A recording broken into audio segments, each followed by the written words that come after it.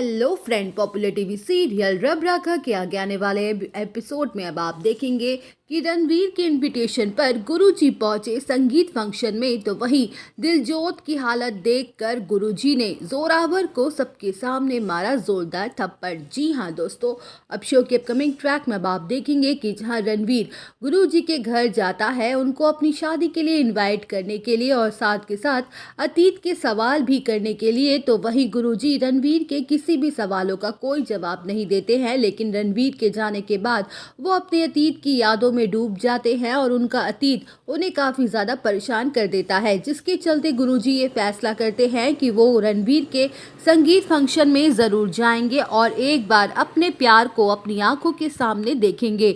जहां गुरुजी इस बात से बिल्कुल ही बेखबर होते हैं कि दिलजोत की क्या हालत है।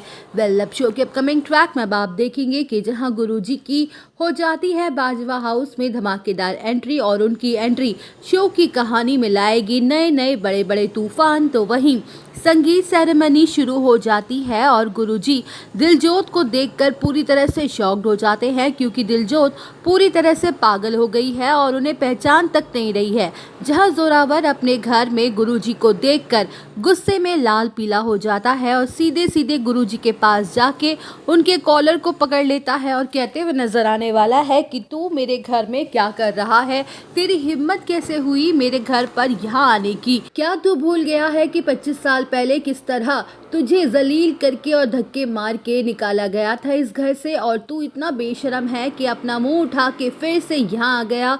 तुझ में सेल्फ रेस्पेक्ट नाम की कोई चीज नहीं है क्या। वेल, अब शो के अपकमिंग ट्रैक में आप देखेंगे कि जहां जोरावर को गुरुजी के साथ बदतमीजी करता देख रणवीर उन दोनों के बीच में आके खड़ा हो जाता है और रोकने की कोशिश करता है। तो वही गुरुजी कहते हुए नजर आने वाले कि रणवीर बेटा, आज तुम बीच में मत आओ। 25 साल पहले मैं चुप रहा था, दिलजोत की वजह से मैंने अपने प्यार तक की कुर्बानी दे दी थी, क्योंकि जोरावर ने मुझसे झूठ बोला था कि दिलजोत ने मुझसे शादी करने से मना कर दिया है, क्योंकि वो मुझ जैसे गरीब इंसान के साथ अपनी जिंदगी नहीं बिताना चाहती है, इसलिए वो अपने घर वालों की मर्जी से पैसे वाले लड़के से ही शादी कर रही है।